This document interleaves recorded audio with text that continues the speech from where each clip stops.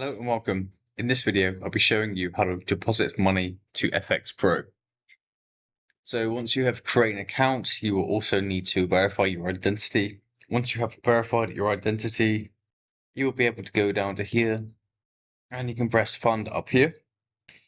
So the minimum deposit is £100 USD or euros. You go ahead and put in the specific amount that you want to deposit in.